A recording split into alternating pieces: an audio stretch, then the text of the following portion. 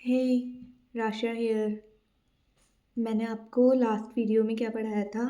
Respiratory volume and capacities, और उसके मैंने आप लोगों को क्वेश्चन दिए थे। अब इनके आंसर्स को हम डिस्कस कर लेते हैं। What is the approx value of, रुको, what is the approx value of air inspired और expired during normal respiration.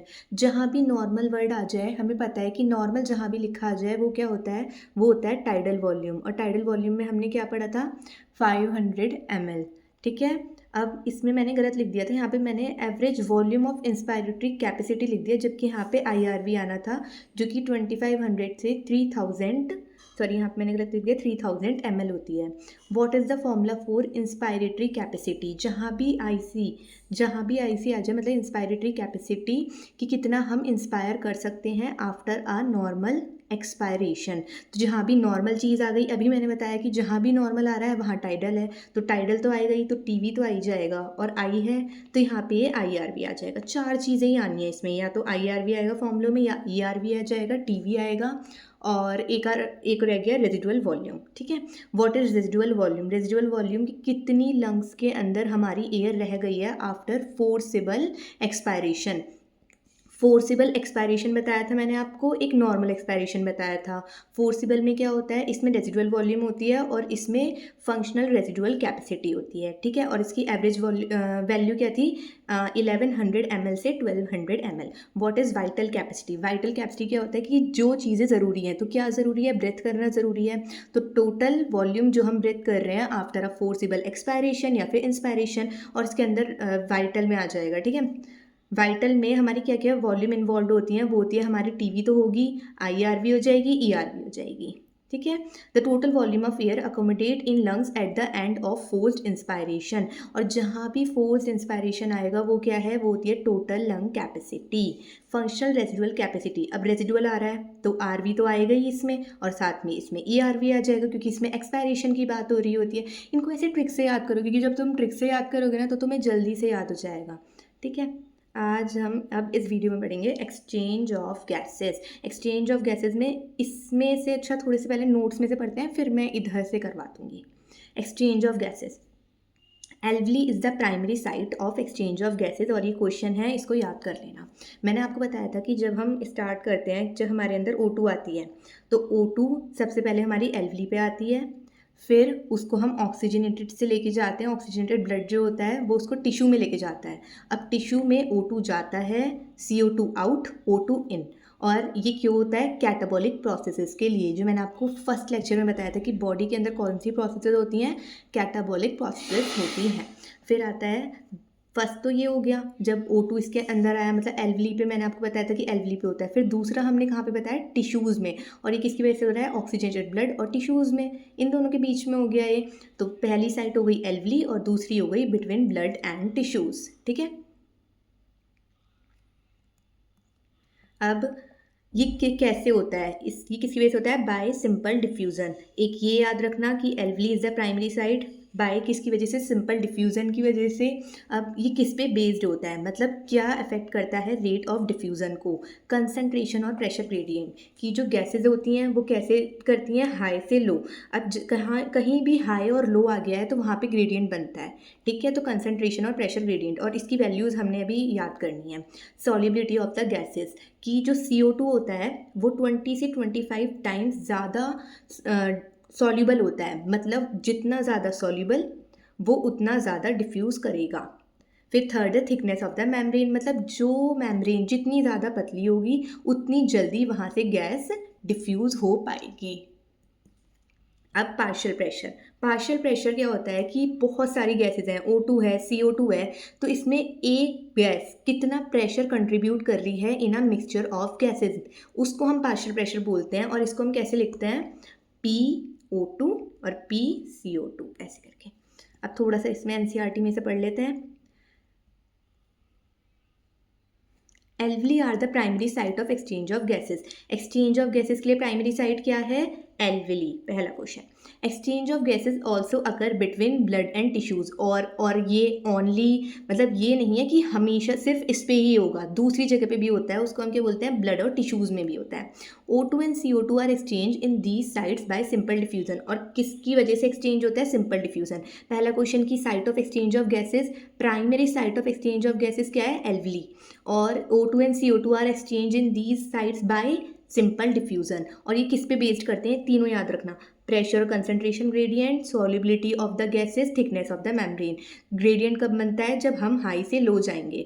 Solubility जो CO2 होती है वो ज़्यादा सॉल्युबल होती है O2 से, और कितनी, 20 से 25 टाइम।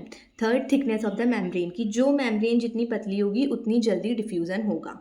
ठीक है, ये फर्स्ट पैरा समझ आ गया। Pressure contributed bye an individual gas, मतलब जैसे एक CO2 है, O2 है, अब इसमें कितना प्रेशर कंट्रीब्यूट करा है O2 ने इन अ मिक्सचर ऑफ गैस, मतलब दो गैसेस के बीच में, उसको हम पार्शियल प्रेशर ऑफ O2 बोलेंगे। Pressure contributed bye an individual gas in a mixture of gas is called partial pressure, is represented by PO2 for oxygen and P। और इससे questions आ जाते हैं कि मतलब ये कैसे लिखते हैं, पार्शियल प्रेशर कैसे लिखते हैं, तो याद रखना है, ऐसे करके लिखते हैं। अब partial pressure of these two gases in the atmosphere and the two side of diffusion, ये अभी मैंने इसको सही से यहाँ पे बना दिया है, इसको हम अभी करते हैं। अब दूसरी चीज़ को पढ़ते हैं पहले। डिफ्यूज़न मेम्ब्रेन जो होता है कि मतलब जहाँ से डिफ्यूज़न होता है कि जो गैसेज हैं वो आएंगी, मतलब एल्वेली की साइड से, फिर यहाँ पे एल्वेलर कैपिलरीज हो जाएंगी। अब इन लेयर्स को हम याद करते हैं।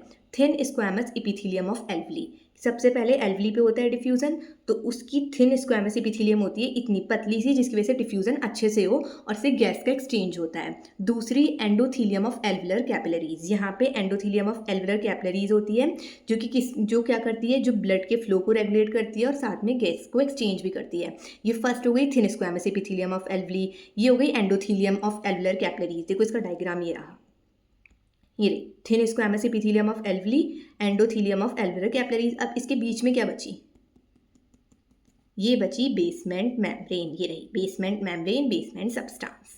ठीक है, अब और इसकी जो थिकनेस होती है वो 1 mm से कम होती है। अब O2 जो है, इसको करने के लिए, ये वाला जो हमें करना है, इसके लिए हमें इसको पढ़ना पड़ेगा पहले, तो इसको पढ़ते हैं पहले, चलो इसको ही पढ़ लेते हैं।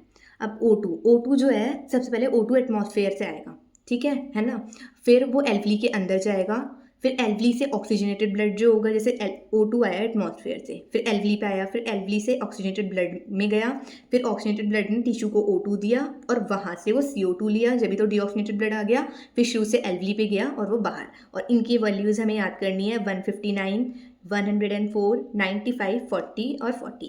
अब CO2 जो होता है, सबसे पहली चीज़, अगर हमें O2 का डिफ्यूज़न करवाना है तो वो एल्वेली से आता है, जबकि टिश्यूज़ ही तो हमें CO2 देंगी, तो CO2 का जो फ्लो होता है वो अपोजिट होता है एल्वेली से। टिश्यूज़, फिर आएगा डीऑक्सीजनेटेड ब्लड, फिर एल्वेली, फिर ऑक्सीजनेटेड ब्लड, और इनकी वैल्यूज़ याद कर लेना, और ये mmHg में होती हैं।